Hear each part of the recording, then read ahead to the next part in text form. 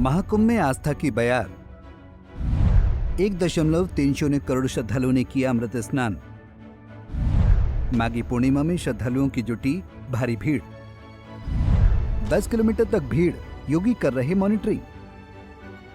महाकुंभ में बुधवार सुबह ब्रह्म मुहूर्त से ही माघ पूर्णिमा का अमृत स्नान शुरू हो गया है।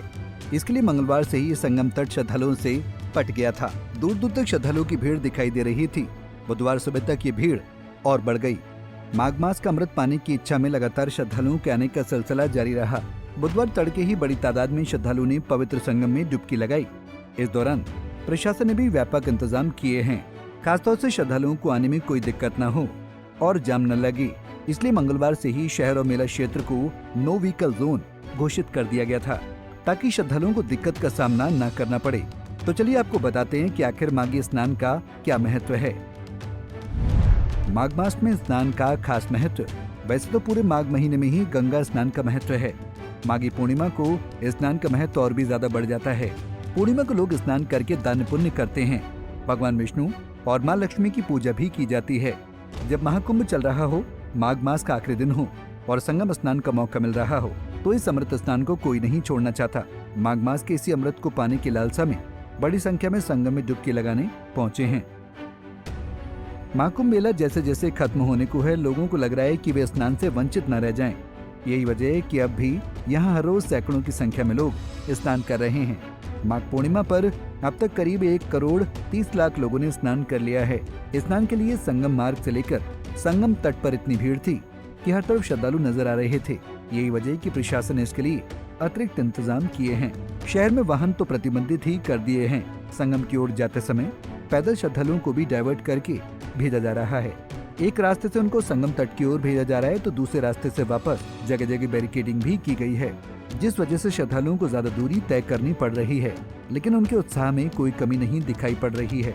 श्रद्धालुओं का कहना है कि कुंभ बार बार नहीं आता, ये तो महाकुंभ है, फिर पता नहीं मौका मिले न मिले। महाकुंभ स्नान के बीच उत्तर प्रदेश डीजीपी प्रशांत कुमार ने कहा, मौनी अमावस्या के दिन एक गलती हुई थी, उससे सीख लेते हुए हम इस पर काम कर रहे हैं कि और बेहतर प्रबंधन कैसे हो। हमने एक प्रबंधन तकनीक अपनाई, जिसका नतीजा है कि महाकुंभ में अब तक 46 से 47 करोड़ लोग आ चुके हैं। आपने देखा होगा कि एक छोटी सी चूक उस दौरान हो गई थी जिस दिन मौनी अमावस्या था। उससे सीख लेके हम लोगों ने और बेहतर प्रबंधन कैसे किया जाए। प्रबंधन की एक टेक्निक है कि बिल्ड बैक बेटर, मतलब पहले से और बेटर करें। तो अगर कोई बात हुई है तो उसको हम एक अपॉर्चुनिटी के रूप में लें और जो कम्युनिटी को का फीडबैक इंक्लूड करके हम चीज़ों को और बेहतर बनाएं।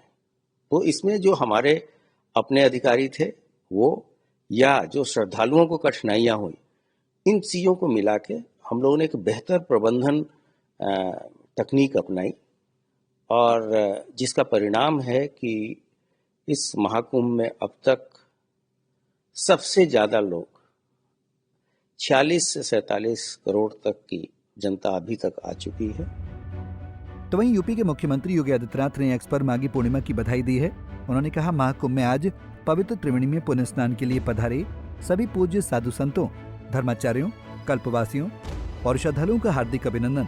भगवान श्रीहरि की कृपा से सभी के जीवन में सुख समृद्धि और सौभाग्य का वास हो।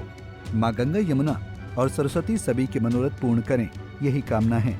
आपको बता दें, सुबह 4 बजे से सीएम योगी महाकुंभ मेले की लगातार निगरानी कर रहे हैं, क्योंकि माघी पूर्णिमा को लेकर बीती रात से ही श्रद्धालुओं की भारी भीड़ जमा हो रही है। इसको लेकर प्रशासन की तरफ से पुख्ता इंतजाम किए गए हैं। 322 से अधिक सिविल अधिकारी और 9,000 से अधिक बल तैनात किए गए हैं। तो वहीं 60 से अधिक RAF कंपनियां तैनात हैं। ट्रैफिक पुलिस भी भारी संख्या में तैनात की गई है। माघी पूर्णिमा पर देश के कोने कोने से श्रद्धालुओं के पहुंचने का सिलसिला लगातार जारी है। ऐसे में श्रद्धालुओं के स्थान और सामान का विशेष ध्यान रखा गया है। इस बार भी स्नान पर जहां हेलीकॉप्टर से अधिकारी अपनी पैनी नजर बनाए हुए हैं, श्रद्धालुओं के ऊपर फूलों की बारिश भी की जा रही है, जिससे महास्नान का नजारा देखते ही बन रहा है। इसके साथ ही प्रशासन की ओर से अलर्ट भी जारी किया गया है कि किसी भी तरह की अफवाह न फैलाई जाए, वरना उन पर सख्त कार्रवाई की जाएगी। Bureau report, Punjab Kesari TV. हमसे जुड़े रहने के लिए हमारे YouTube चैनल को सब्सक्राइब करें और नई वीडियो की नोटिफिकेशन के लिए बेल आइकॉन को दबाएं।